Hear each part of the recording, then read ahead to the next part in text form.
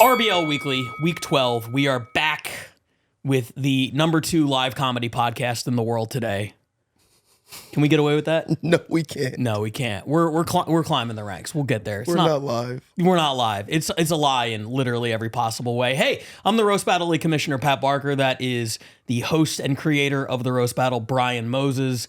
Coming off of what I think was our best episode yet of RBL Weekly. Last week, great battles, great commentary. They still found a way to roast your outfit in the comments. Had a little bit of everything. Yeah, well, this week they can't see me. I'm in camouflage, a lot of green, a lot of, feel like it's St. Patty's Day over here. Yeah, I think it's a good look. You guys are going to disagree. Sound off in the comments. Let us know specifically what you hate about his outfit. It's become my favorite part of the show. Yeah, it's very tree frog, right? It's got the brown up top. It's got this green going on here with a little bit of the patches. Yeah. Yeah. Come and get me, guys. I'm amphibious right now. Thank you, guys. You look like you're about to get married at the Rainforest Cafe. Ouch, Pat. That's a good one. Thank you. That's a good one. Thank you. We wrapped up what was an exceptionally busy May for us here in LA. Of course, we had the Netflix festival. We went to the mothership, and we had the finals of the California Cup at a new venue. That video will be coming soon. Deep Tanshu Ja from the Bay Area holding it down for the Bay, becoming the first ever Cali Cup champion. Yeah, exciting stuff. He has become a fan favorite. I've seen in the comments. Rightfully so. He's a savage when you can understand what he's saying. He's exceptional with the writing. His cadence is fun. His opponents were great. Obviously, Raphael Wolfgang was a formidable match. That was a great battle that you guys will be able to see very soon on Patreon. So I'm excited for people to see it. I'm excited to break down these battles. I haven't seen them. I've seen the list, and I'm excited to see why these are the top 7. Yeah, we got a lot of good stuff this week, and before we get into it, congrats to Deep Tanshu Ja for winning the California Cup. I would say he is the front runner to be the All-Star selection from the Bay Area this year. Ooh, you get 2, right? We'll have to see. Really? We'll have to see what happens. There might be an all-star game this year. We might actually be bringing all these people out. Well, how do you vote for that? Is it like the NBA where players get like a third and then coaches get a third and then it's then the fans get a third? I mean, I was just going to do it. Of course you were. If we're being honest. Oh man, he's just all right. Yeah, no fan votes. I love it. Fan votes fuck everything up, dude. No, you're right. Those people are, no offense, but you guys don't know what you're talking about. I mean, Yao Ming was an all-star every year. Yeah. Yeah, I think he actually still gets all-star votes. Yeah, absolutely. Yeah. There was the one year in baseball where the starting lineup was 8 Kansas City Royals and Mike Trout. Because they had just won the World Series the year before. Their fans were all jazzed up. That's what I'm saying. Like, if we did this, you would get one battler who's 0-3, who just has more friends than everybody else. Yeah, Bear Badeau. Exactly. Well, I don't know how many friends he has, but like Cocaine Bear, baby. He's so fun, man. He's a walking Mardi Gras. He stepped up short notice at the California Cup Finals and he got whooped up on by Alyssa Poteet. Big return for her. I mean, that's the next champ. But so she's all about it, man. Yeah. She corners me and she's like, I want a shot at the belt. I'm really? Like, you got to win it. You got to win a couple more. Okay. But she's got some good ones coming up. So, okay. Regardless, All-Star weekend coming. Who are the front runners in the cities? Can we talk about it? I mean, yeah, let's do it real quick. I think, and we're just talking about American right now. Let's talk about Atlanta first, our worst city in the union. Dude, it's so hard. There are people watching this right now who I believe are convinced that Atlanta is like the moon landing. Like it doesn't actually exist. There's no Atlanta. They've seen no proof of it. It's like Wilt's 100-point game. Oh, that's they're like, mean. Somebody show me the proof. You guys don't want to see the things that I've seen. Okay? You alluded to a Patreon. We have a Patreon coming up. I have an idea for a bonus episode. We're going to take battlers out here and we're going to hook them up to that Clockwork Orange chair that peels their eyes back, and we're going to make them watch Atlanta battles for like an hour. Atlanta battles. Oh my God. I hate that. I love that. That's our Clockwork Orange footage. Yes. That's so mean. We got to get these guys going. And it's become, I'm personally offended now. Now I have to intervene and we have to have some conversations with people. Because as the commissioner, I'm like, all right, let me put everything in place, and then you guys do what you do, and I'm not here to micromanage.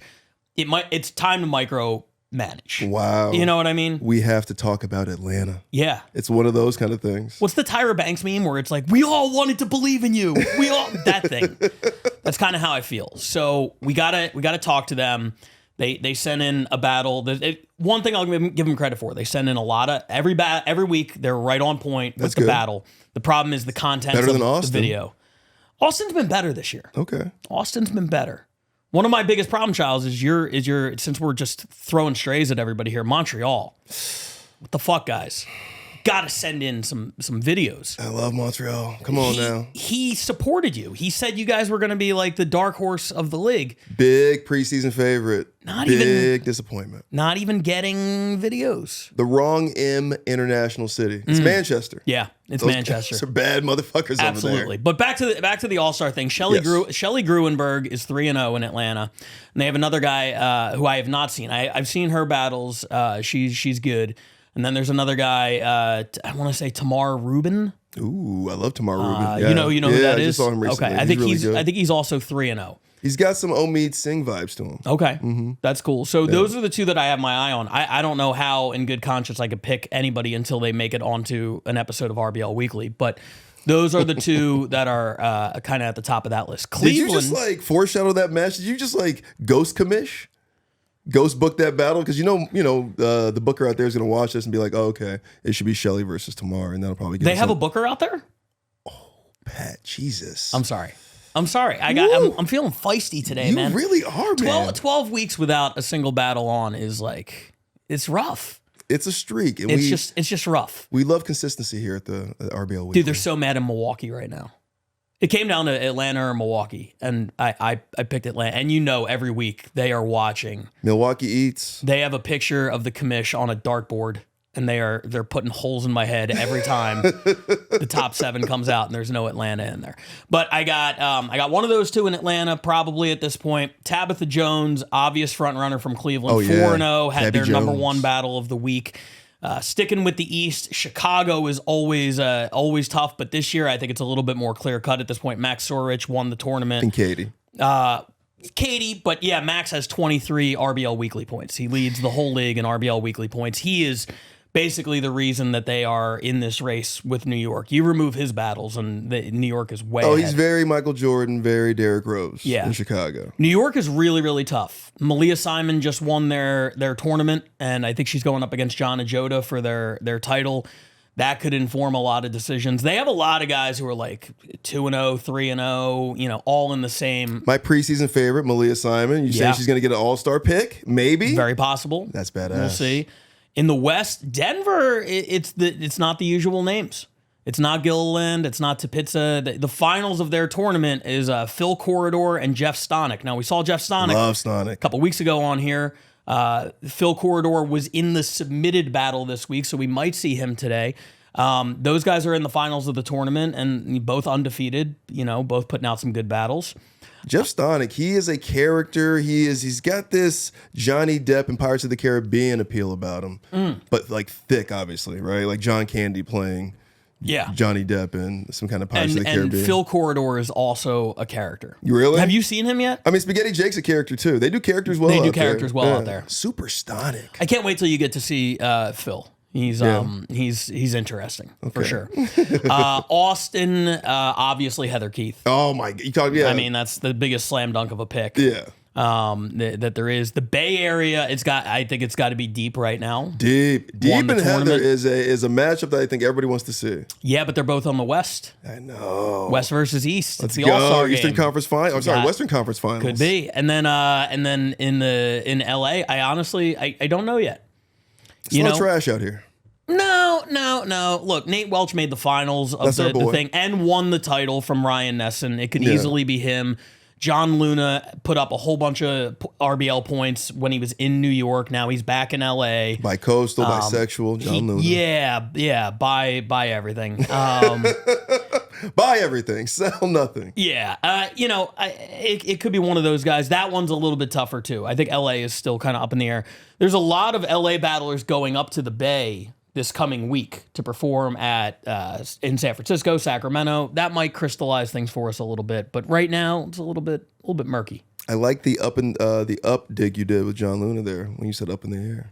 I think you did it subconsciously. I did do it subconsciously. It was nice. The movie Up. Yeah. He does look like the kid. Yeah. It's become a hack joke and roast battle, but I feel like, because you're so ingrained in it, it's just seeping out of you at this point. Well, it was me. I was the first one doing kid from Up references. Oh, yeah. I did one against Keith Carey in 2016. So you did it before it was cool. I started this gangsta shit. Everybody else is taking my up bit and they're trying to do the same thing, but it's okay. Biting off the up bit. Dude, if I called out every joke I saw on this podcast where it's like, oh, I did that 9 years ago. We don't have enough time in the studio. Yeah, don't call out bars. Yeah, I can't do it. Parallel thinking and 80,000 roast jokes will do that. But those are my early, if I had to guess at all-star bids, I still got some time to kind of think about it, but those are the people I kind of have an eye on. Okay. Let's jump into the battles this week. We've talked a lot here. Let's get into them. And we're going to start with number 7. As always, we do not watch the top 7, 6, and 5, the first 3 battles here in the studio. We're just going to throw to them, and then we will pick it up with our commentary for the top 4 battles. Number 7 this week comes to us from the Eastern Division leader in America. I'm talking about New York City. This is a battle between one of the 2 guys who runs Roast Battle in New York, Dan Wicks, going up against a former LA battler, originally from the Bay Area. Now he lives in New York. Very theatrical, very there's a lot of theatrics in this battle. I'm talking about Robbie Goodwin. Oh, love me some Robbie Goodwin. Yeah, Burbank Robbie Goodwin. The king of Burbank. That's right, the CISO Kid. Yeah, I forgot about his era as the CISO Kid. Hell yeah. The king of Burbank, the CISO Kid, Robbie Goodwin going up against the living legend himself, Dan Wicks. It's number 7 this week. Here it is. This is crazy.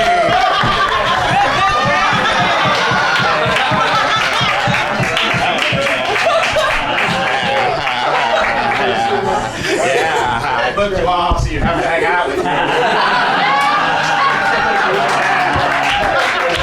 Play my game. Play my game.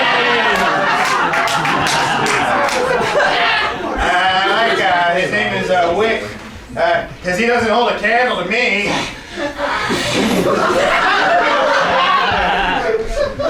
assume that means you're going first. Oh, I get it now.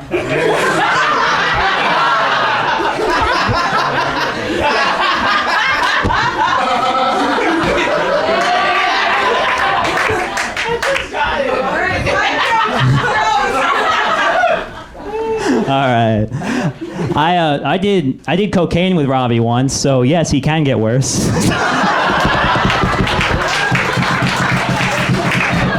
Yeah. Robbie looks like he thinks a good party is sniffing cocaine, and he thinks a great party is sniffing women's panties.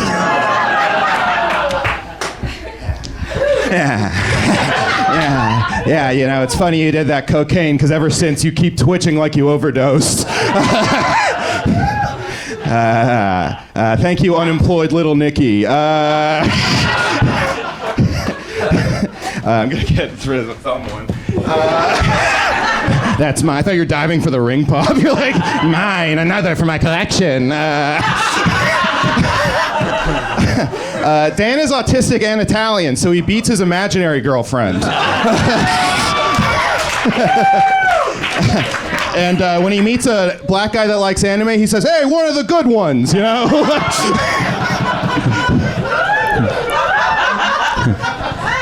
All right. Robbie's mom is Afghan, so Biden isn't the first American to wish he pulled out sooner. Yeah. Actually, Robbie's birth is a lot like the Afghan war, yeah. 20 years later, and all we have to show for it is a drug problem. Yes. Clap for me. Clap for me. I'm hoping my writing will triumph over my bad personality. Well, it certainly won't triumph over yours. Yeah. You're the one guy that has a worse one than mine. Shit. All right. Thank you. Thank you, Rain Man meets 4chan. Dan is like if John Wayne Gacy constantly complained about the other clowns that got booked more than him. All right, Robbie's from San Francisco, if you were wondering why he looks homeless and gay. Yeah, like most good comics, Robbie does a lot of impressions.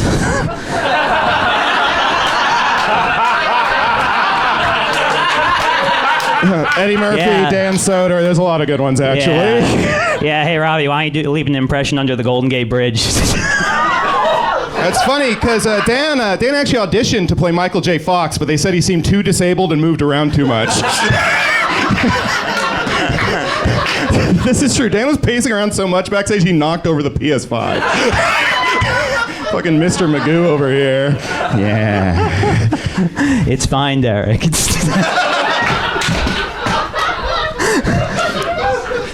Michael J. Fox News. All right, as I said, Robbie's from San Francisco. He loves being in the Golden State, by which I mean covered in pee. Yeah. Robbie looks like he smells bad because he's brown, but it's actually because his girlfriend loves asparagus. Joke's on you, she broke up with me. All right. You might recognize Dan from plotting his revenge in the sewers of Gotham. Dan is autistic, Italian, and from Long Island, so he's retarded, and retarded. Yes, they love me. This is true. Robbie and I actually saw Joker together on opening night. Yeah, we were gonna shoot up the place, but Robbie saw a bunch of incels and he said, "Wait, these might be fans of my podcast."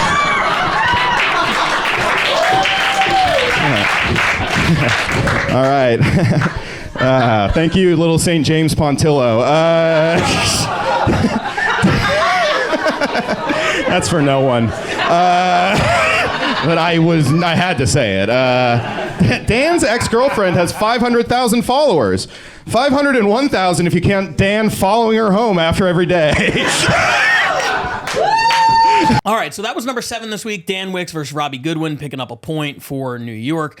And we keep it moving now with number 6. And this is a battle you were in the building for. It happened in LA, but it is a Bay Area battle. This was this past Tuesday in the Belly Room. I had no idea how to rank this one. I got the same feedback from a number of people on the rankings committee. It was as high as 2. It was one person who ranked all 15 submitted battles, had it at 14. Wow. It was loved. It was hated. And you completely understand why when I say the name Subhas Sharma. Josh Means, who runs the Roast Battle Bay Area, came down here as a last-second kind of replacement. Subhas was supposed to battle Digits. Subhas has been described to us as the NorCal Digits.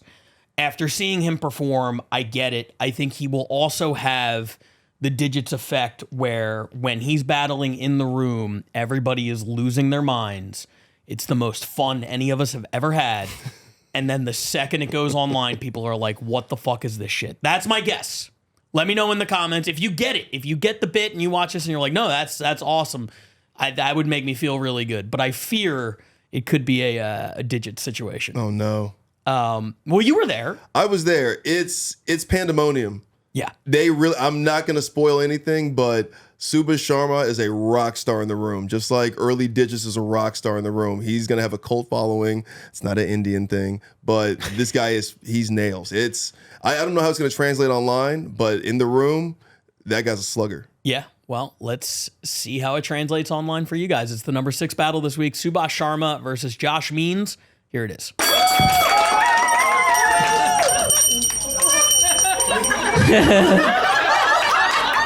You know, folks, I always pray before I kill the goat. All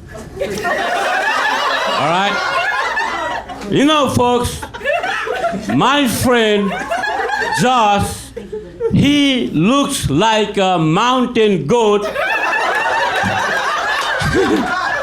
from Nepal. All right? Look at him. And he also looks like a man who fucks the goat. You know, Josh, Why don't you go fuck yourself?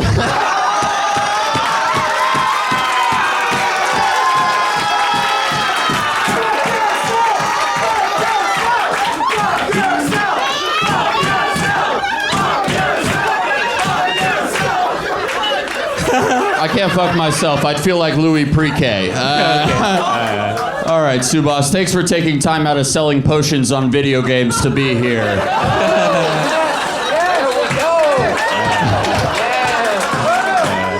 Subas is like the genie from Aladdin if somebody wished he got kicked in the head by a camel. All right. I like that one. You know, folks, my friend Josh looks very slimmy, hairy, and red like a dog penis.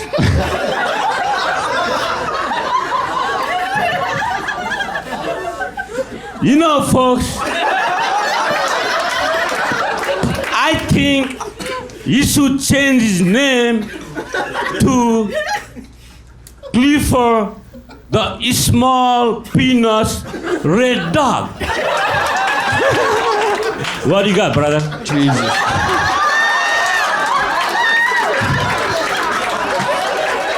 Jesus Christ, Subas. Your jokes are so long. Each one of your jokes is the longest time you've gone without commenting emojis on a woman's Instagram. All right. I like that one. I feel like everything you say is just you explaining why you were texting a minor. All right. I like that. Are you done? I could keep going as long as you were too. Your joke was funnier when you screamed it on a bus earlier. All right. You know, folks,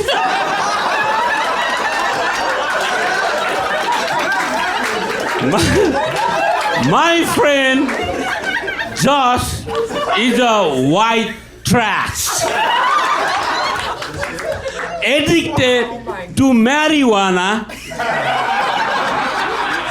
and he wish he was black like Willie Nelson Mandela. Go back to Africa, you loser. What the?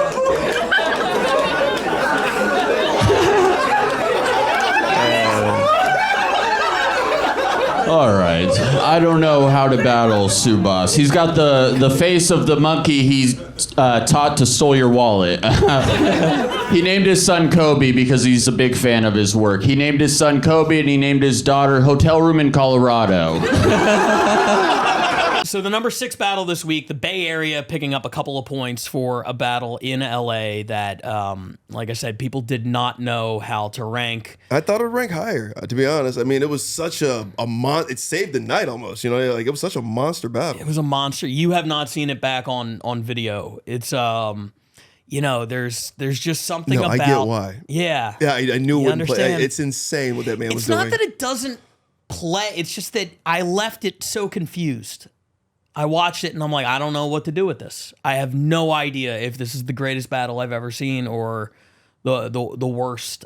You know, we always say joke writing stands the test of time through all mediums. And that was not maybe, I mean, Means had a couple of really well-written jokes. Oh yeah, no, Means was in there playing some ball. Yeah. But Subas was opening with go fuck yourself and getting a chant started. he was doing it was like every magic trick that you can do for like stand-up or just like live performance, he did all of them. Yeah. Right? It was broken English because, okay, we're gonna like you more because now it's broken English, so we're gonna listen more and we're gonna try to care because we don't want to feel bad in here, Yes. right? And you might not be one of us, even though the guy's probably from there. He's probably doing it as a bit. Yeah. You know? And then he's just saying like all the curse words. He's just throwing, it was almost like people were excited he was just finishing sentences. And that's what I felt like in the room. I was like, this is crazy because he's not even, there's no bars here. He's just like putting together pieces of quotes he heard on the internet. It's like if the internet was a person that was happening through Subas. I hate to say it, but I figured out who he's doing. The Iron Sheik. Oh no, that's so good. It's the Iron Sheik. You know, the old wrestler. In his later years, he becomes an online superstar just for tweeting like the Hulk Hogan can go fuck himself, and it's like broken English, cursing, a lot of fuck you. You know, well, I was watching Subas, and I'm like, oh, this guy is the Iron Sheik. Yeah. Yeah. No, it's just like it's big, it's quotable, it's punchlines, it's just sluggers. I mean, he's just like throwing them out there, just like, and this, and you can eat my asshole. You're like, dude, what is going on in here? Where did you hear these phrases from? Yeah. Also, the old Indian guy on what was that movie? A 40-Year-Old Virgin. Oh, Remember that? Yeah. That's funny. Yeah, his whole character was like talking about like my sister's dick and all this other stuff. It's like, oh, you just read like the dirtiest jokes in history, and then you came to America. Yeah. Like, that's basically what happened with Subas. Sorry and to everybody break down loves the whole bit. I hope I didn't ruin it for anybody. This is actually they already watched it. It's a very fun character, and that guy is delightful. Lot of fun to be around. He's the Bay Area Digits, you know? He came up to me. He thought I was Digits. Oh, that's awesome. He was supposed to battle Digits, right? And what happened was Digits retired. Wait, Digits retired? Yeah, dude. Digits retired? He'll be back by the time we're done recording this podcast. Oh man, he's the Jay-Z of He's roast been posting battle. a lot of shit. I think he wants to like go up to the Bay Area. I don't think he wants to move there. I think he just wants to commute a couple times a month for battles and like become the Bay Area guy. That's his Instagram stories. I love that he's gonna go and try to take over Bay Area Digits. Subas's I think he's doing spot. I think he's doing the Kevin Durant thing. I think he's like picking his next city. So you're saying the Bay Area is the championship city just because they won the California Cup? I mean, it looks that way, yeah. Damn. Yeah, they win the cup, and then Digits is like my next chapter. I gotta get up there. So we're the Lakers down here. But you're yeah, so saying? it was supposed to be Digits versus Subas, which is a big money matchup for the future. It's gotta happen. It's gonna be pandemonium. Yeah. That and this Ken Flores mystery battle I keep hearing Yes, that one too. But Subas came up to me and was doing this bit where he was like trying to give me his wallet and said something about like fucking his wife. Like I couldn't, and they were filming everything, by the way. He had a whole like documentary crew, which was one guy with an iPhone. And they were filming everything that happened at the Comedy Store. And I was so confused. And he's like, take my wallet. And I'm like, what? Like, what do you, I don't know what's happening here. And he was like, I was being very polite, but I was so confused. And then afterwards, like, it was explained to me, he thought you were Digits. So he was doing all like, oh, you're robbing. I'm like, have I not done enough episodes of this podcast now where people know kind of who I am? You're not big in the Bay Area. I'm not. Not in little India. Yeah, not in little Apparently Bangladesh. not. No. Yeah, no. Sorry, man. He thought you were Digits. Yeah, dude. I don't That's know. wild. I mean, like, that's wild. It's the craziest case of mistaken identity. I just don't think that would even be like your MC name. I just don't even see like if you even like this is. I would have like questioned it even as like a person who doesn't speak the language. Makes no sense. Yeah, no sense. Let's not waste any more time because the number 5 battle is a marathon. I'm so glad that we don't have to watch this here in the studio. It's really, this was another one that was so confusing to rank, and it was ranked as high as number 2 on ballots and, out of the top 7 entirely on others. People had very mixed feelings. The one thing I could say for sure is there are a lot of really funny laugh out loud moments in this. The other thing I could say is it is entirely too long. Do you want to guess what city it is based on that description? This is Scotland, right? It's Scotland. Yeah, you nailed it. They go forever. They go forever, but even by Scottish standards, this one is a marathon. So pause the video, go grab a snack, go grab a beverage. You're going to be here for a minute. Get some popcorn, enjoy. It's a lot of fun. It's a lot of fun for a long, long, long time. It's the number 5 battle this week. It's Stu Murphy versus Mara Joy. Here it is. Let's roast! Highlight the fucking night for me. I feel like it's important to say straight away that Ryan asked us to do this 2 days ago. 2 days ago. Keep that in mind. All right, calm down. we had a couple of dropouts. This is what fucking heroism Keep that in looks mind. like. Without us, this night wouldn't even be happening, so... Thanks. It was only after I agreed to do this she'd be told, yeah, you'll be roasting Mara. Thanks, guys. Thanks. I mean, I'm for letting me roast the red-headed, transgender, neurodivergent person. Thanks. That's so what, did the orphaned wheelchair user of colour couldn't get his chair downstairs? The fuck is wrong with you? But Ryan's there like, no, ignore the new hate crime legislation. It'll be fine. I am 50% convinced this is a fucking sting operation to get me. You, at the back, if you see the secret sign, which is me going, fuck this shit, you kick open that fire exit while I make a fucking beeline for it, leaving my hat twirling in the air behind me like a fucking Bugs Bunny. It's very difficult to go first when Stu's on stage. This isn't even the roast. We're just the last thing before whatever's next. Well, no, we go outside, kick a pigeon to death, whatever else this crowd wants. This is so unfair. This is so... Every gag I make about this person, this grab bag of sexual peccadillos and mental illness... The crowd are going to be like, oh, like they've just watched a fucking Pixar character die. And I'm going to be left standing here like the bad guy at prom. After you. Okay, yeah. Please. Ladies first.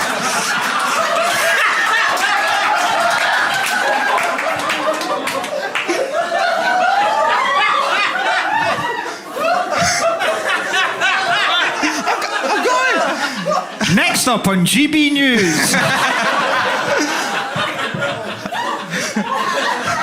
Hi, web audience. This is not who I am.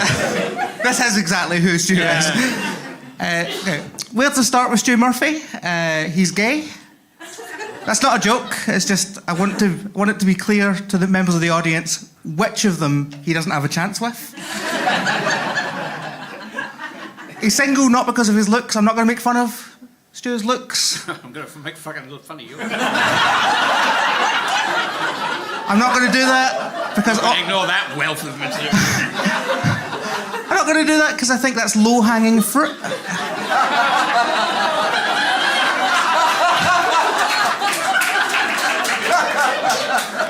By which I mean Stu's old and his balls hang low. Stu wants to... make sure he's down with the kids, though. So in the year of our Lord, 2024, Stu Murphy has a podcast. Yeah, it's not about Toby Carvery. It's about movies. Comedians talking about films. Incredible. Easy now. Careful. Yeah, I'd be very careful. Point to me, lads. It's okay, because soon he's going to be opening up a MySpace page, so that's fine. Another thing from 2004 that Stu loves is musical mashups. This is genuinely true. We go on tour, and Stu will listen to music mashups on the world's oldest MP3 player. Yeah, and it's broken. Yeah. Oh, is it actually broken? Yeah. I'm so sorry. You've had it for so long. I know. We had a small service, just family. But it's not a surprise. So you weren't there. Yeah. It's not a surprise that Stu Murphy likes mashups, because he sounds like a mashup of Matt Berry, Eddie Izzard, and the sounds of his own sobbing as he wanks himself to sleep in the bath at night.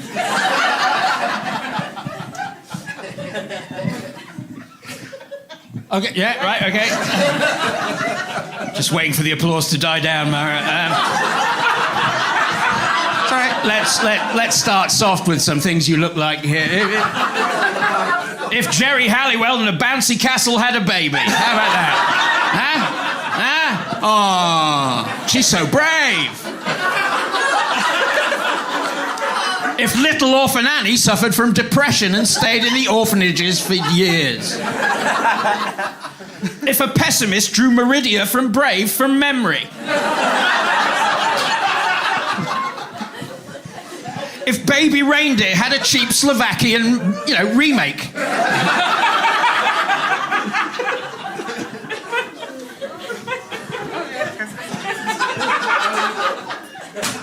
He's got...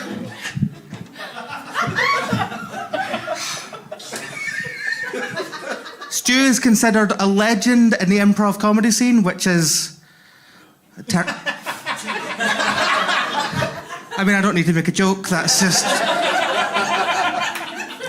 What a shame. Stu has been doing a comedy show with his comedy partner Gary Dobson for 18 years. Yeah, which makes it his longest relationship by 18 years. It's true. He got his start in the Improvats back in the day. The Improvats has had lots of incredible people come through. You've had Miles Jupp, who went on to host the news quiz, Mitch Ben, who went on to be a regular on a Now show. We've recently had Bryony Redmond writing an episode of Doctor Who, and Stu Murphy is here. Yeah? Yeah, I'm here, keeping it real. Okay. No, I'm not finished. Oh, you're not finished? I'm not finished. Oh, please, carry on. Forgive me. Stu also does a show called Monday Night Improv alongside Billy Kirkwood. It evolved out of a show called Improv Wars. And like real life wars, Improv Wars had lots of human rights violations. And the general public just chose to ignore it and pretend it didn't exist. But now the only human rights that get violated are Stu's own human rights when he violates himself in the bath every night.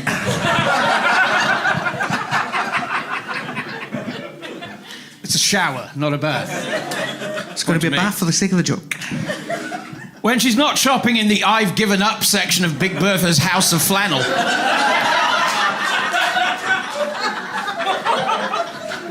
Striving to look more like a Pearl Jam roadie who's actually an incel. Mara here does comedy. I was surprised too. But she does yes, there's no proof. But she performs comedy and has done for years. And I'm happy to say she's done it many times with myself on the same stage. And I've been there both times she's got laughs. She performs one of her routines, channeling the voice of macho man Randy Savage. That's true. That's how committed to the transgender course she is. By picking someone with a 4-word name, each word epitomizing something she will never be. Macho man Randy Savage. My mistake, 3 words. She also has, as part of her act, she will eat an apple in silence for 5 minutes in front of an audience. Yes. To, let's say, acclaim. She did do it once in the window of the Monkey Barrel over the road, but she had to stop because passers-by were queuing up thinking they'd opened another branch of Oink.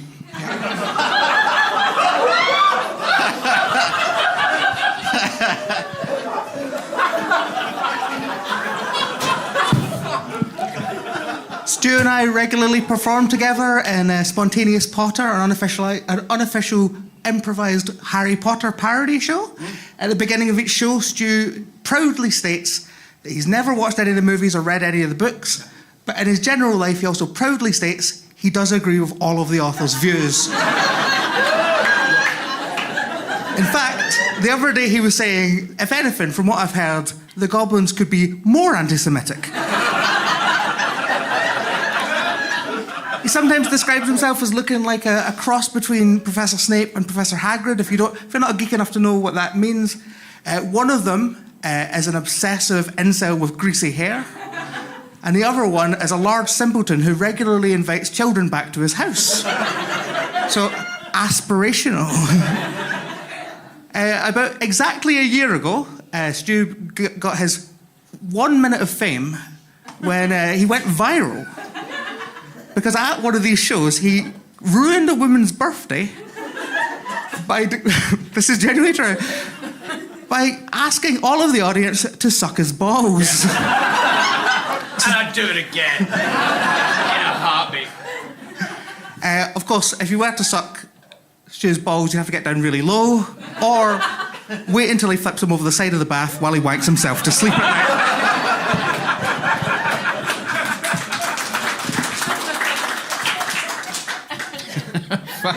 Fuck you for clapping, frankly.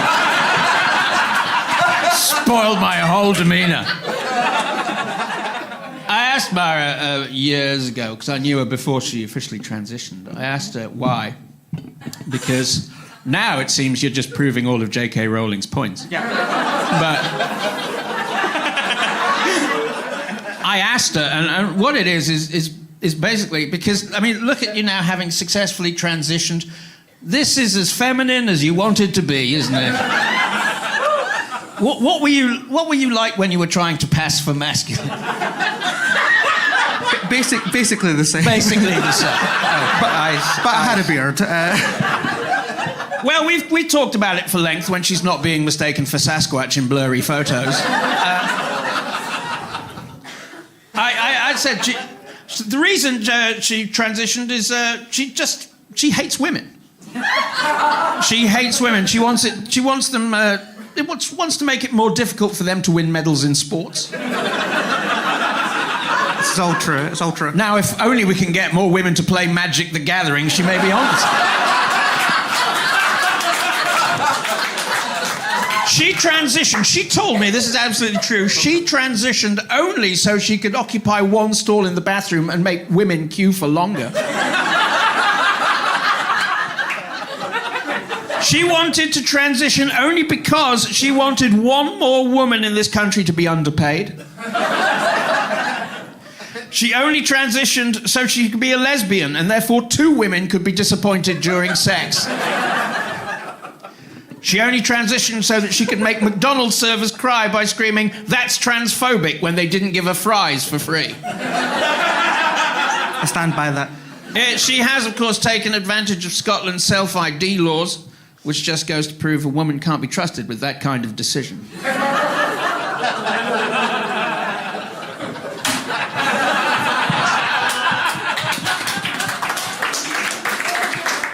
I asked around the Scottish comedy scene for things to make fun of Stu about, and everyone went, either it was too easy, they didn't know who he was, or they were afraid of retribution.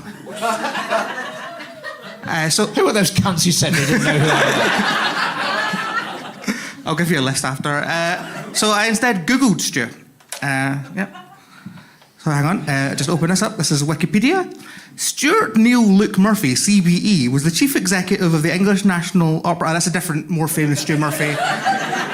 Sorry, there's a link. Sure. You might mean this. Stuart J. Murphy is a visual learning specialist in children's books. That's a different, also more famous Stu Murphy. Stu Murphy doesn't have a Wikipedia page. Sorry. I also discovered there's a thing called Murphy stew. Has anyone heard of this? It's an Irish stew, which is it's described as having tender meat, hearty vegetables, and a rich broth. Tender, hearty, rich. 3 words that will never describe Stu Murphy. I was also reminded of Murphy's Law, which is that anything that can go wrong will go wrong. Which is how Stu chooses to live his life. I was also reminded of Murphy beds, which are those beds that go up in the wall. I've got ADHD, I get distracted easily. Do you? Yeah. Do you have a neurodivergent fucking illness? Yes. What a surprise. I was about to be sucked off the stage by the cumulative gasping of the crowd. Who knew you were a special little angel? Who knows? What else marks you out as different, Mara? Why are you better than us? I'm just one of the girls. Anyway, a Murphy bed, which is a bed that goes back up into the wall, but obviously Stu doesn't use a Murphy bed because he sleeps in the bath after he cries himself to sleep while wanking there at night. There we go. Thanks for taking fun out of my name and taking the mickey out of my name. I didn't ask why you were called fucking Joy. I chose it. Did you? Yeah. Mara and Joy, you chose those names? Yeah. See, you can't be trusted with these big decisions. That's all I have. Thank you. All right. So that was Scotland, fresh off of their number 2 appearance last week. They clock in at number 5 this week with the Godfather trilogy of battles, Stu Murphy versus Mara Joy. And now let's get into what we're watching here in the studio. These are the top 4. The number 4 battle also comes to us from the belly room. This happened right after Subas and Josh Means. That was a tough act to follow. In the room, certainly it felt like the Subas battle was the highlight of the night. On video, things translated a little bit differently. Like I say, this one, really just solid joke writing. A little bit of ups and downs, not quite the emotional high the entire time that Josh and Subas was. But this is a lot of fun between two battlers. We've seen quite a bit on this podcast now. Evan Warner making his first appearance of the season, and John Luna making his 4th. Now ties Max Sorich for most RBL battles of the season. 4 battles in 12 weeks. Putting a lot of points on the board. And this was no exception. It's the number 4 battle this week. John Luna, Evan Warner. Here it is.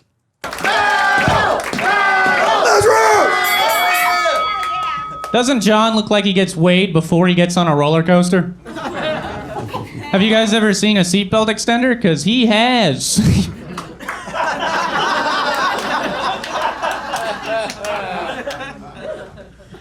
Yeah, I'm fat. But Evan Warner's the one that likes Krispy Kreme in his ass, you know? Oh, he's gay. You guys don't know that. Okay, he's gay.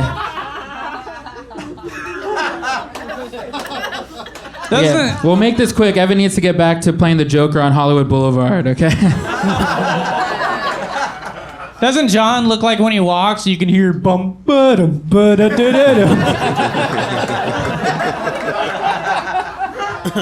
Evan looks like if Charles Manson, instead of doing acid, did estrogen.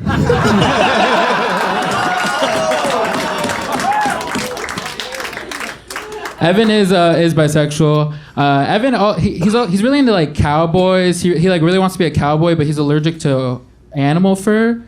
So instead of riding horses, he had to settle for riding cock. Okay, he's gay. You guys don't get it. You guys, John Luna is also bisexual, but he's never fucked a dude, mostly because a cock can't make it in. But I have fucked a guy now. Okay, do your research.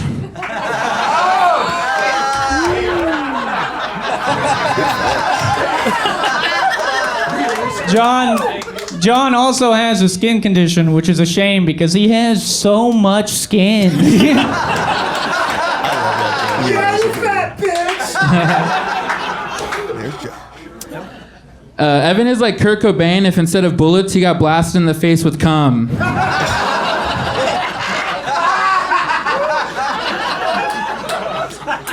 Like we said, Evan is dating a married woman, okay? But at least she's not lying when she tells her husband that he's the only man in her life.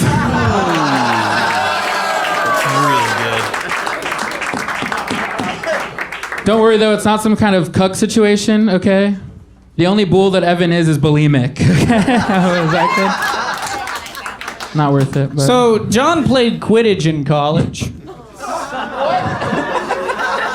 Thank you. Yeah, his broom was so powerful, dude. You played Quidditch in high school and you're the one calling me gay. Everyone give it up for my opponent. Mitch gives head to Menberg. Okay. The theme is working for me now. Evan is allergic to mangoes, but he loves it when a man goes down on him.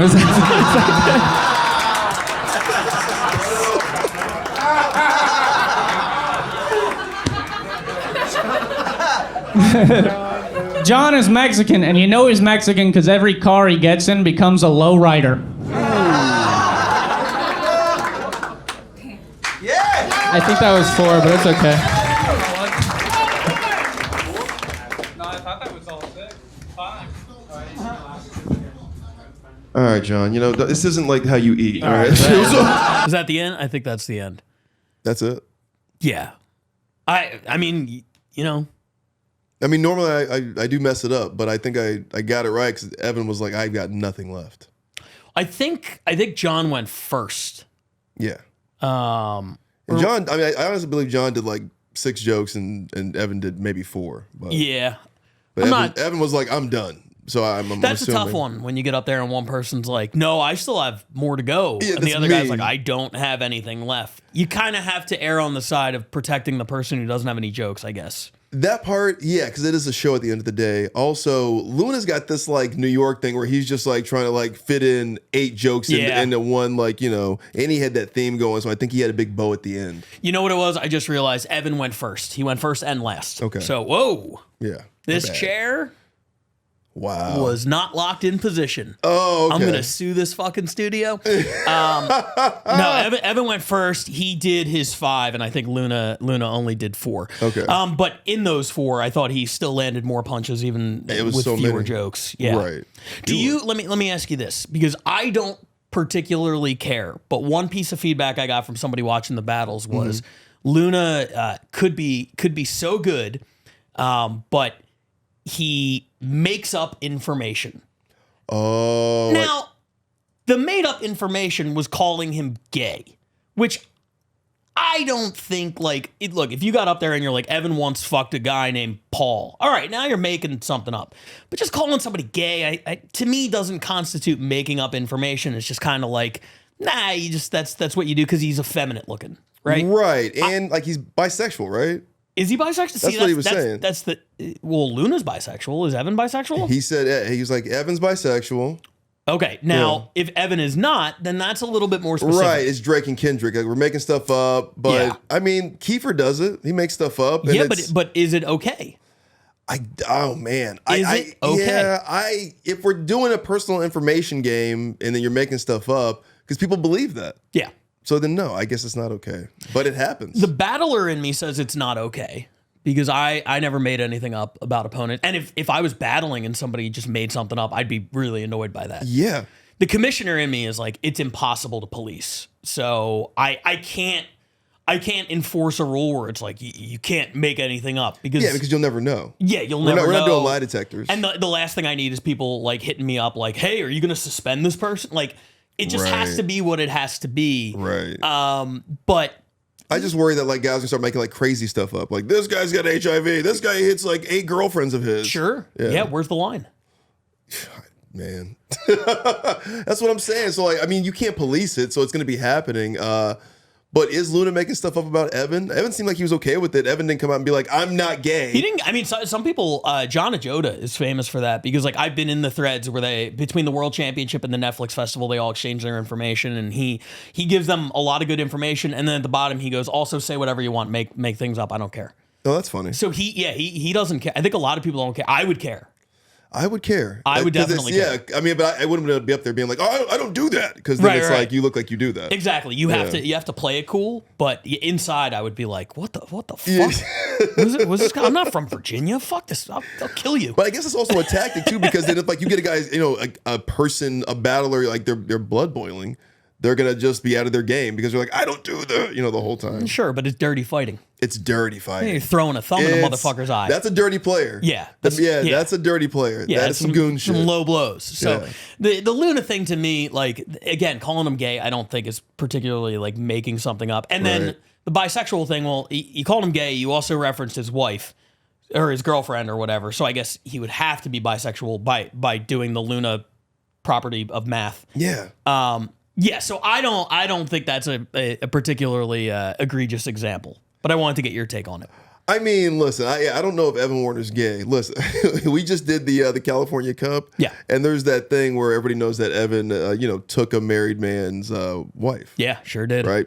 Like, she lives with him now. Yeah. And so then Sushi Boy Mexico, Phil Will, Alyssa Poteet, fresh off her win at the California Cup Finals.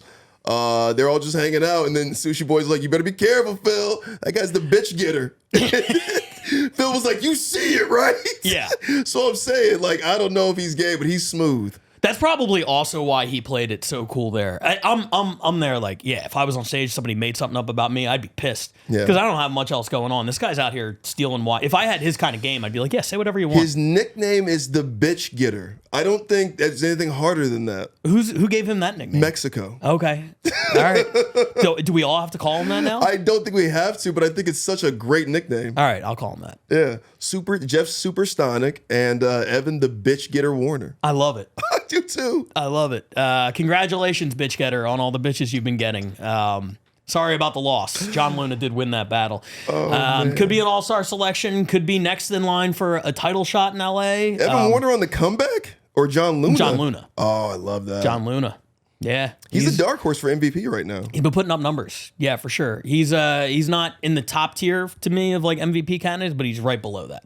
So like a second team All NBA type of thing? Yeah. Second team All Roast Battle? For sure. He's like top 10 in the league right now, I think, based on all the metrics and stats and all that kind of stuff. Do we have like an end of the year type of thing like the NBA? Do we have like a first team All Roast Battle, second team Roast Battle? We will this year. What? Yeah, you want That's that to fun. happen? We'll make I that would happen. love that, yes. Done. Consider Let's it go. done. All right, let's keep it moving right now, and we go to the number 3 battle this week, coming to us from Denver. I alluded to it earlier, Phil Corridor.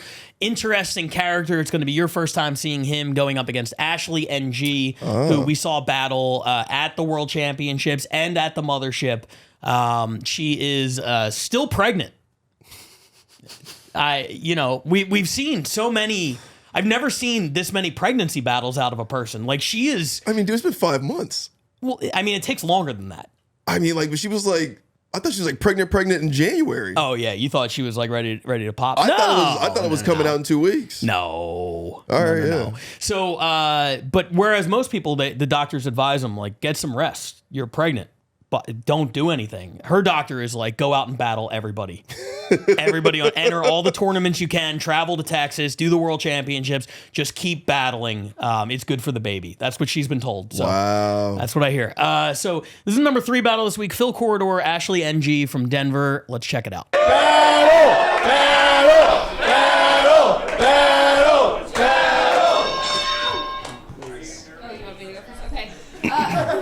Phil, you look like if Chris Rock grew up in Chernobyl. Thank you. I don't know if you guys know this about Phil, but one day his dad left to buy a gallon of milk. And he came back and beat the shit out of Phil with it. Well, I'm glad you made it here. You had such a speedy recovery after throwing yourself down the stairs. Jesus. But no, you're glowing. But it just sucks that now you have to put the seat up to take a shit now too. Yeah, I don't get the math on that joke. So fat. There it is. There it is. Show your work. No, I just shit my pants. And you have a dick. Phil, you take 15 minutes to do a 2-minute set. If you ran from the cops as often as you run the light, you'd probably be a lot more well known. Yeah, and you'd have better headshots too. Headline.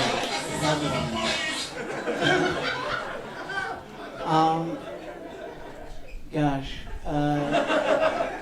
You're having a boy? Yeah. Well, you should let them choose, but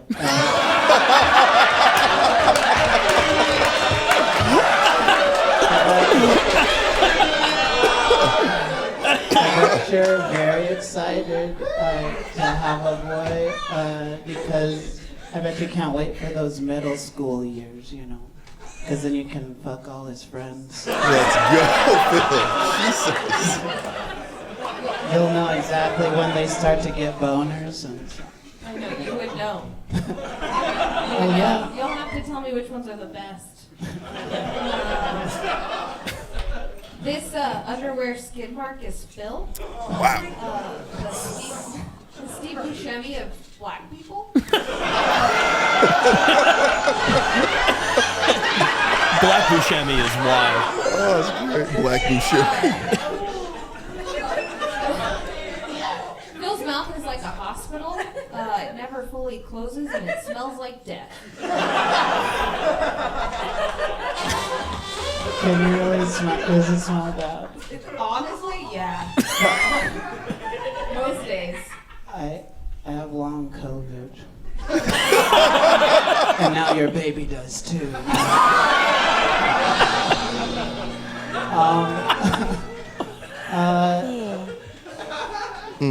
Well, I already know that you're probably gonna breastfeed for so long. Or no, you probably have to pump. Huh? He needs some milk. Just, I don't know. Well, everybody, you can get pregnant from swallowing. Okay? It's very simple. We saw you at the Beetlejuice musical. We all saw you. I've never swallowed before in my life. My husband's back there, you can ask. I will. I'm going to. Mr. N-word.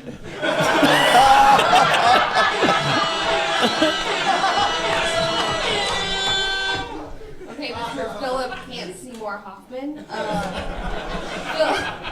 I don't think Phil and I are ever going to see eye to eye, mostly because Phil's eyes are mostly shut.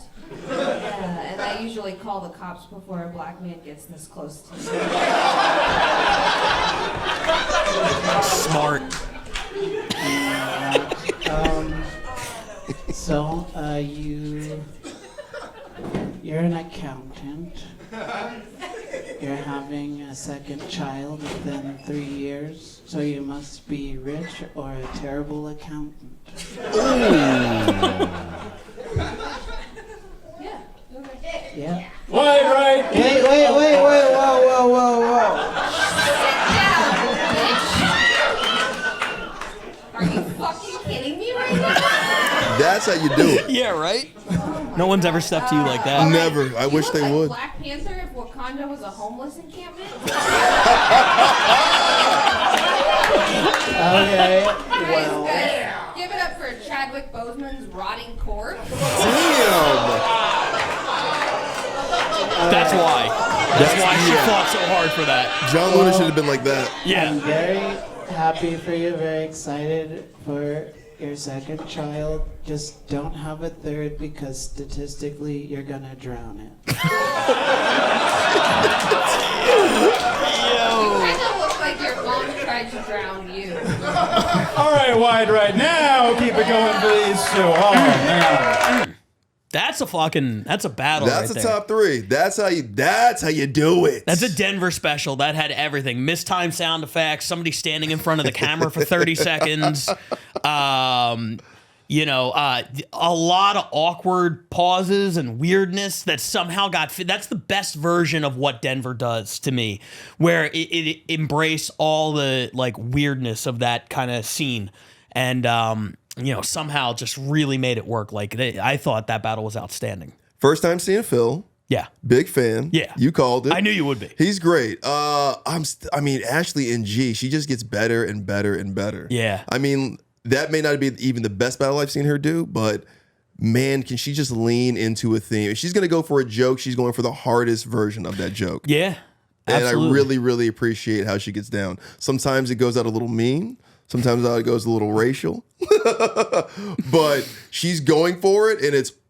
I love the attempt every time. Yeah. There's not a lot of battlers I can say that about, but I'm a big fan of Ashley and G. Yeah. Mr. N-word, when he said that. Oh my God, I wish dude. she would have said, like, that's what we call you when you're not around. I wish she would have said that. It was probably in her head. Yeah. She's probably like, I got to pump the brakes a little Because bit she here. had that, she had that The combo. cop- the cop shit. The combo breaker And then at the just end. straight up, like, I usually call the cops when there's a black person this close to me, which is, I'm not sure it was a joke, but No, it was just, that was real life. fact battle. Yeah, this as you human say. skid mark. Oh my God, dude. ugh. Yeah, and the way she demanded that fifth joke, that Wakanda homeless She encampment. knew. That's what I'm saying. That Yeah. combo at the end, she knew what she was doing. Yeah. She's like, you guys have to hear this. It also is funny to watch how they treat Jake Tapizza, the fill-in host, versus how they treat you. Like, you walk on stage, 2 jokes into a battle, they're like, oh, I guess I won't get to do these jokes. Yeah. Sorry, Aubrey Hebert. Yeah. Tapizza tries, and they're just like, fuck you, sit down, nerd. Yeah, yes, no. I would have done that too. I'd have been at 5 jokes, but I'm like, shut up. We'll host the We'll show let you now. know when we're done. Yeah, exactly. Yeah. Dude, Phil is so fun, and he is now facing Jeff Stonick in the finals of that tournament. Is Jeff gonna have the sound effects to fuck up the whole battle? Is Jeff the one who does the sound effects? Yeah. So they're gonna have to let somebody else run the sound effects. Yeah. I assume he's not pulling double duty. He might. Man, those things. Some of them are hilarious. Like the well-timed air horn gets me every time. Like when his opening joke was something about like throwing herself down the stairs. Yeah. Yeah, it's just a terrible place for that, but it works. It's so perfect. That was my favorite Denver battle of the season. They got off to obviously a very slow start. One thing that I love about them and Cleveland and like all these cities, this is why I'm so hard on Atlanta, because Atlanta, there's nobody who's stepping up like, we got to fix this, dude. We're embarrassing ourselves. You're embarrassing yourselves. They don't care. They don't even know there's San Diego, they don't even know there's a Milwaukee. league. I Yeah. mean, come on. There's cities waiting to take your spot, begging to take your I know. spot. And they're just like, whatever. There's a league? Right. What are you guys talking about? Meanwhile, Cleveland, off to a slow start, and they're in my DMs like, dude, we're gonna turn it around. I can feel it. I'm like, I believe it. You're good. And Denver was like very frustrated earlier in the season. They're starting to hit their stride a little bit right now, and you want to see those guys who are grinding so hard that start to pay off, and it really did this week with that battle. Great stuff out of Denver. And let's keep it moving right now with number 2, another city that's been frustrated recently. They got off to a very good start this season and then kind of went through a few weeks without, making the countdown. They were asking me, they're like, hey, can you, even if we're not on the show, can you like email us feedback on the battles? I'm like, I can't. My brain is just broken. But like, You're gonna get it. Everything's gonna be fine. You guys, you're doing everything right out there. So just stick with it. And this week it results in the number 2 battle. I'm talking about Barcelona. What? We have seen a lot of the people who run their scenes on the countdown this week. Dan Wicks at number 7, Josh Means at number 6, and now we get James Regal. Welcome back, James. He runs Barcelona. I believe across the 2 seasons, this is his 5th or 6th appearance on the podcast. We've seen a lot of this guy, and he's going up against a great character, really funny joke writer named Stuart Kennedy. It's the number 2 battle this week. It's from Barcelona. James Regal, Stuart Kennedy. Here it is. Hello everyone, this is Stuart Kennedy, sexiest man in the world of Warcraft. You might recognize Stuart from the warning stickers on packets of cigarettes. Smoking causes you to look like a Cambodian sex tourist. Is that one? Stuart looks like someone pieced together a last-minute Halloween costume. Easy every October. Stu looks like Karl Marx's brother, Skid Marx.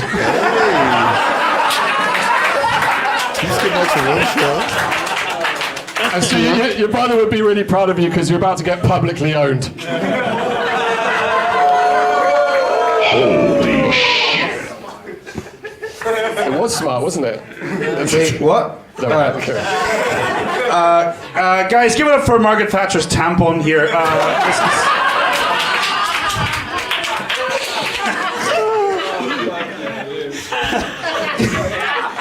Guys, this is James Regal.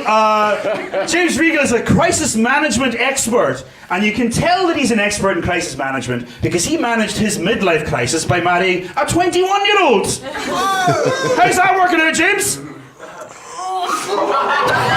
Now, I looked up James's LinkedIn profile, and it says that he's involved in PR, which I'm pretty sure means paedophile relationships.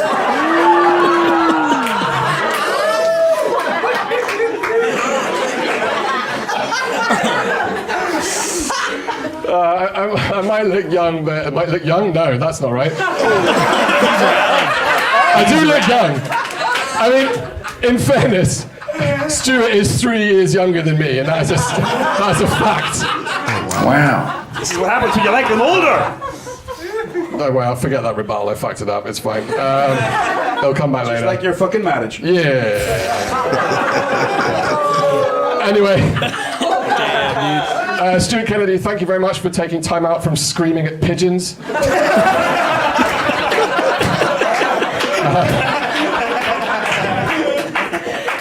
Stuart Kennedy has a job.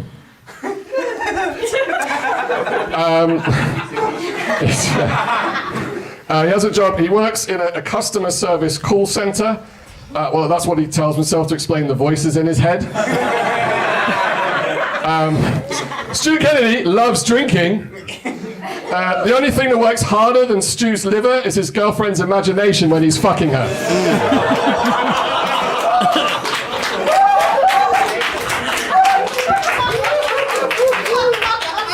The cock is too big, gotta imagine it's smaller.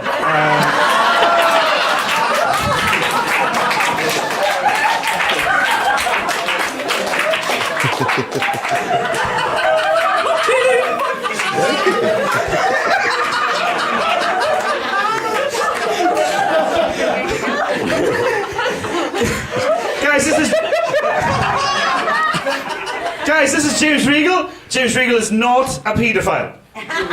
He's what we call pedo-adjacent.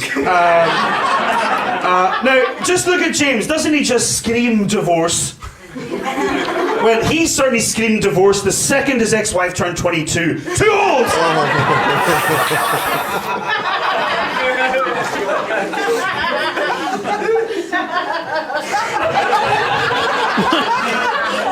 Listen, you can call me a kiddie fiddler all you want, but what I'm saying is, if we had to leave this place immediately and infiltrate a paedophile ring, I think I know which one of us would get in undetected.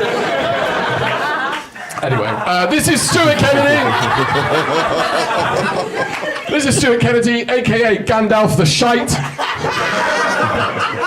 Stuart looks like he reviews brothels on Yelp. Stuart looks like Chewbacca after a brutal round of chemo.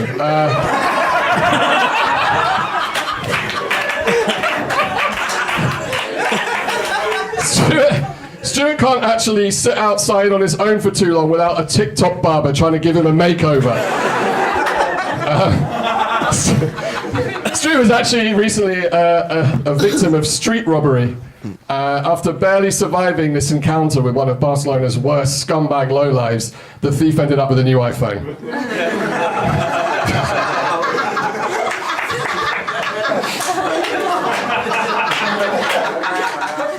Yeah.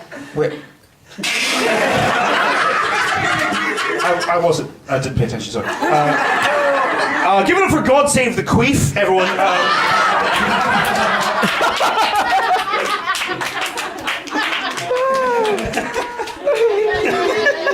Still like that one. I like this DJ. I can't do this. Guys, this is James Regal here. James Regal's Instagram handle is James Regal Jr. Now, it turns out Jr. isn't part of his name. He just likes everyone to know up front what his preference for the ladies is.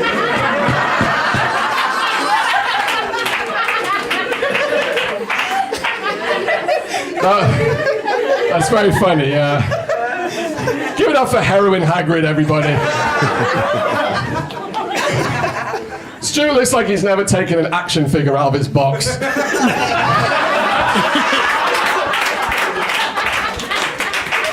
No.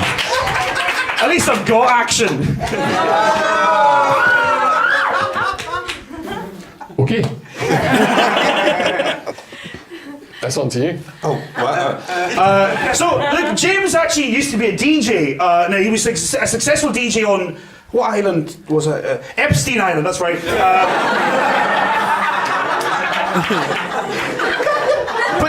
But here's the thing about James. So James was a DJ for a few years, but James has never done drugs. Ever. That's amazing. James has never done drugs, but his underage victims sure fucking did.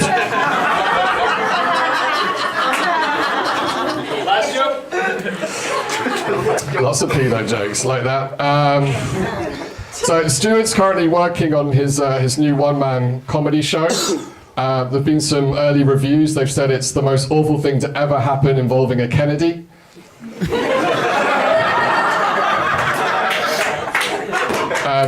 Stuart's actually been doing comedy for 10 years and still no one knows who he is. He's had to join a support group called Anonymous Alcoholics. All right, maybe not. Try this one on the size. Stuart's dad died of cancer. He died of cancer during lockdown, so no one could actually visit him in his final hours. So I guess dying in empty rooms runs in the family.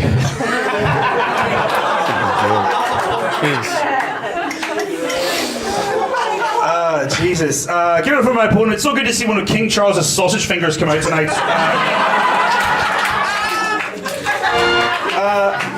I've done a lot of paedophile jokes tonight about James, but I'm just going to tell you a nice, interesting fact that I learned about James. James loves football. At least I think he does, because he constantly uses the phrase, if there's grass on the pitch, I'm fucking playing ball. Okay, so the Spanish version of Drake versus Kendrick. That's really what that felt like. Yeah. You nailed it. That was Stu breaking him down as just his character and who he is, the essence of him. And, James just doing punchlines. Yeah, which is tough if you're James. You're like, I cleverly crafted all of these jokes, and he's just getting up there like, this guy fucks kids 5 turns in a row. And it worked every time. Bad at his marriage, fucks kids. Yeah. I mean, that was very Drake and Kendrick. I mean, I actually can't put it any other way. Yeah. He really broke that man down. Great battle. Yeah, I mean, he even Freudian slipped a couple times, by saying he was into young things. He's like, well, I look very young. Wait a minute. Well, who would get in the pedophile ring? It'd be, you'd probably get caught and I wouldn't. I was just like, whoa, James, you got to chill with these rebuttals, brother. You got to stop incriminating yourself. The rebuttals were not working. No. The written material was really good. He's one of my favorite, most consistent international writers. I'd agree with that. Every time I get a battle with James in it, I know that it's going to be really, really solid from a technical perspective. He's one of our best over there. Yeah. Definitely. It's always going to be solid, I think, when James is in. I've seen that with some of the battles over last season and this season. James is a solid, formidable opponent. Anybody he's putting on with him when they send him in, he's going to be just as good. And Stewart has really the recipe for what makes a great roast battler, which is he can write a joke. He's very funny. He's in the moment. He's a character. He's an easy target. There's a lot to make fun of there. I mean, how many times have we said the best battlers are a combination of lethal joke writers and also just huge targets themselves? Yeah, David Cross playing the Lorax. Yeah. Wow. David Cross playing the Lorax. I love that. It was a good start to the season for Barcelona. They ran into a rough patch. They come back this week with a number 2 battle. The international divisions are still very much kind of up for grabs. I know it seems like Scotland has control of the West. It was only a few weeks ago that Toronto was hot on their heels with Barcelona right behind Toronto. This year with the 7 battles where you could pick up 7 points for the number 1 battle, you can make up a lot of ground very quickly. Oh, yeah. And that's one of the things that I love about it. If you're a Toronto or you're a Barcelona, it's still very early in the season. You're still really in this thing. Barcelona, I believe, had 17 points all of last season. They're now up to 16 with that showing. They've already almost beat what they did last year in basically 35, 40% of the season. So really? Yeah. Let's go. Impressive stuff from them. Congratulations to Barcelona on the number 2 battle. And now let's get into the number 1 battle. And this is, for the first time this season, I believe, a wild card battle. Ooh. This is not assigned to any individual city. It is one of our mothership battles where we bring in 2 people from different cities and let them go at it. We are going to be splitting the points equally on this one, so both of these cities get 3.5. We did this a couple times last year. This is our first one, I believe, this season. This is New York and Denver, each picking up 3.5 points. Hell of a week for Denver. We'll get into that in a minute. Does Austin get any points? Austin gets none. Wow. Austin gets none. They have no battlers in this. This is New York versus Denver on a neutral site. Same way we had Bay versus Bay in LA. LA doesn't get any points for that. You have to have a battler in the fight. They do not in this case. It's New York versus Denver from our most recent mothership show. This one really stole the show for me. I didn't know what to expect out of this battle, and it really blew me away. It's the number 1 battle this week. It is Andrew Manning from New York going up against Spaghetti Jake from Denver. Here it is. I'll go first. Okay. Denver, Colorado, New York City. Let's roast! Me and Andrew talked before this battle. He told me one of his favorite hobbies is woodworking. I was like, oh, so that makes you a handyman? He was like, no, I use my mouth and sometimes my ass. I guess the only time Andrew uses a hammer is when he's attacking women in New York.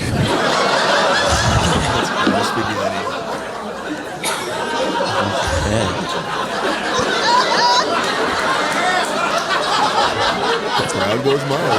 There it is. Salsa spaghetti. Ladies and gentlemen, Jimmy Buffet.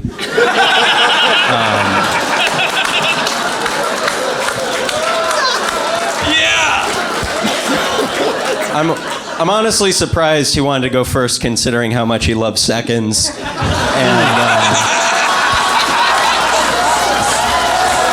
yeah. Now, the name Spaghetti, he actually got that nickname because that's just his favorite thing to eat. It's a cute family tradition started by his mother. Come. So.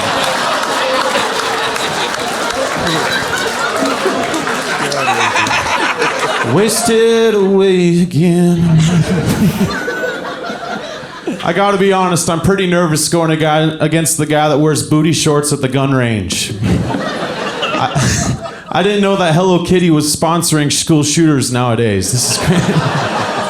Andrew, if you're here, then who's laying on their belly, kicking their feet, writing a manifesto?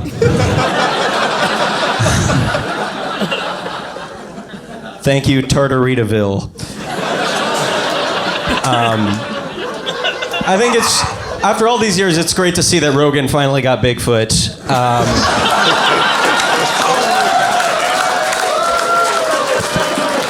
My opponent, Spaghetti, when we were talking, told me that he hadn't dated in 10 years, like it was his choice. As if women are throwing themselves at him, and he's like, no, I have a code. If I can't see my penis, nobody can.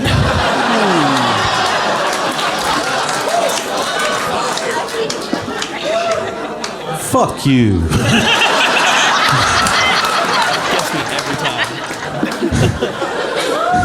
This GoFundMe Ted Bundy is Andrew Manning. Andrew sells security cameras as long as it's installed in the bathroom and he gets to watch. Thank you, Special Feeds. Yeah, Spaghetti. Sorry, just fat moron. Okay, got it.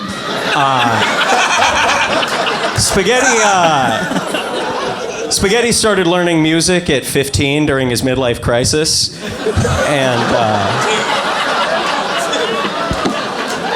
he only got into it because he heard "Every Good Boy Deserves Fudge." So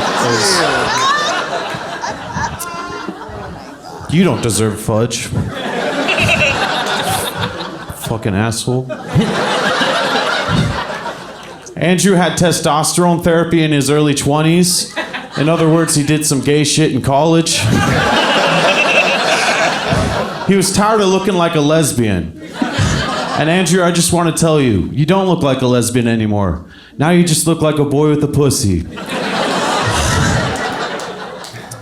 yeah, my blood did have low T, but yours still has A1. It's good to be here with one of the top 10 comics to Sasquatch. Jake is fat and autistic, and that must be tough because he's never going to get his dream girl. You know, where are you going to find a plus-size model train?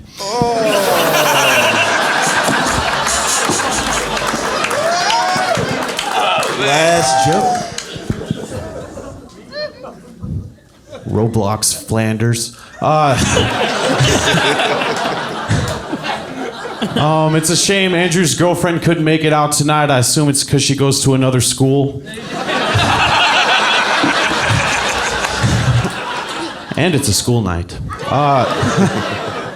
Andrew actually recently had a pregnancy scare, but then he realized you can't get pregnant from scissoring.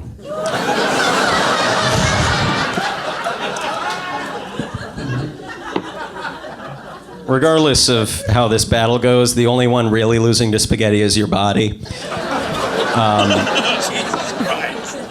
Yeah. Spaghetti's dad lost their family home playing poker, but it actually brought them closer together. He was like, "It's okay, Dad. I also don't know when to leave a table." Man. Dude. Really good, dude. Andrew Manning versus Spaghetti Jake reminded me of Mike Lawrence versus Ralphie May. Wow. Obviously not on as big a stage. Uh-huh. Obviously, Spaghetti Jake isn't as famous as Ralphie was at that point in his career. Ralphie really helping us with ratings and just, garnering his fan base because he was so big when he did Roast Battle that first season. But man, that was a perfect 10. I just think that Andrew Manning had great rebuttals. He had great written jokes, everything that he was riffing. I mean, he was just in such a pocket. That was like when Michael Jordan talks about being in the zone versus the Blazers. That's what I was watching with that guy. There was nothing Spaghetti Jake could have done. And that's the best battle I've seen from him on this show anyway. Yeah. And he was so fun. He was great. Any other night he wins. He was great. But Andrew Manning, my God, dude, that was like, he dismantled that man. I mean, Jeff Ross always says, like, on a performance like that, I think his feedback would be, you weren't like memorizing your jokes, you were feeling them in the moment. Like, that's kind of like the feedback he gives when somebody is in that kind of zone, where it's not like, it doesn't come off as like rehearsed or recited. Obviously, he ran those jokes 1,000 times, but it felt very much like he was just, he was going through the material for the first time. Yeah. He's like he's got this Denver comic look even, right? He looks like Tepizza and Gilliland, right? So he can kind of match those guys, I think, with their writing and their wits, but he's got that New York I want to skin you. I want to fillet you. Yeah, and he's a guy that has largely flown under the radar when it comes to RBL. He's 3-0 this season. He had a good year last year. He had a number 1 battle at one point last year that I don't even remember what it was. Now we see a lot of battles, but sometimes I watch so many of these and I try to keep an eye on everybody, and sometimes you need a performance like that. Like, I'm never gonna forget who Andrew Manning is ever again. You know what I mean? That was special. That's like the first time I saw John Ajota too. It was like, oh, these guys are different. Like, that's different. Yeah, that was. I mean, because Spaghetti he was in his bag. Obviously who would be, but Spaghetti was in his bag tonight. He was in a rhythm, and he just still. There was a point where he just like, I just can't beat this guy. He was awesome. I mean, everything, and I said it in my judging on this, which when this drops on YouTube, you'll get to see the judging and everything like that. But like, one thing that I said was, even Andrew was in such a zone that even when he forgot his joke, he had to look at his notes and managed to play that off into a punchline when he was like, all right, fat moron, got it. That's what I'm saying. He was just in his, in a zone. Yeah, exactly. It's like if you've ever seen like Steph Curry get like really hot and he throws up a shot with a second left on the shot clock from 40 feet, and you're like, no. Oh, it's in. Yeah. You've practiced this. Everything was working. And Spaghetti Jake, what a great mothership debut for him. He battled once down at Vulcan in Austin, and I know he takes it very, very seriously. He came up to me before both of those battles and was just like, I'm going to make you proud. Like, you're not going to regret this. Like, and I love it. But also, it's like, you don't have to say that. Like, I wouldn't book you for this if I didn't think you were good. Like, obviously. You don't have anything to prove here. But I love that he goes in with the attitude where it's like, no, I do have something to prove. And he definitely proved, he showed improved at the mothership. He was unbelievable. Andrew was unbelievable. To me, a very worthy number 1 battle of the week. Jake made you proud. He did. He made me proud, man. Proud of you. Proud of Denver as a whole. And let's jump right into the standings now and take a look at this. Denver, who, a few weeks ago was really languishing down there with, I think, 2 or 4 points or something like that. Dude, look at the West. They pick up 8.5 points this week. Nice. They get 5 for the third place battle. They split the 7 for the main event battle. So that's 8.5 points. They jump all the way from 8 to 16.5. They more than double their season total here in week 12. And all of a sudden, they're right back in this thing. Only 8 points behind the Bay Area. Only 10.5 behind Austin. The West is by far the most productive division top to bottom. Every other division, you're going to see there's somebody languishing at the bottom with, 0 or 2 or 3 points. Australia, Atlanta. The West is by far the most competitive division. Everybody is fighting it out there. LA picks up 4 more points. Bay Area picks up a couple. Los Angeles has developed quite the lead in this thing. But if I'm in LA, I don't feel safe with any lead in the West. Any one of these cities could jump up and have 3 number ones in a row, and all of a sudden Yeah, they're right not back with in it. Heather Keith lurking around, Yeah. Patrick DePari lurking around. Yeah, that city, they've got some killers. Yeah, absolutely. And then we go to the East. New York picks up 4.5 points. So they get the 3.5 for the splitting the main event, and they get the number 7 battle.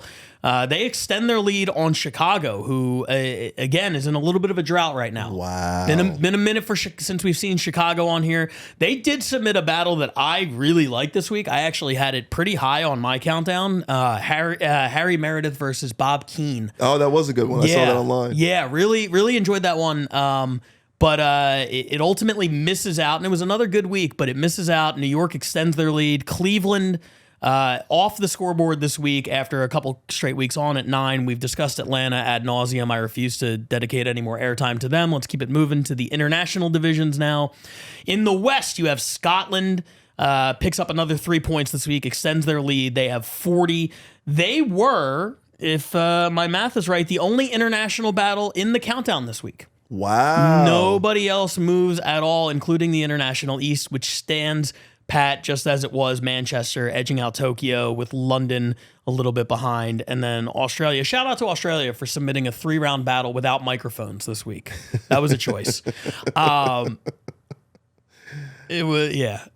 At least they sent in something. I got to give Look them at credit for that. Toronto and Tokyo, 23 apiece. I mean, the international, obviously with Scotland running away with that division, 40 points. 40 points for New York, 40 points for Scotland, 50 for LA. Yeah. This is fun. Man, that IE, the International East, is tough. With Manchester, Tokyo, London.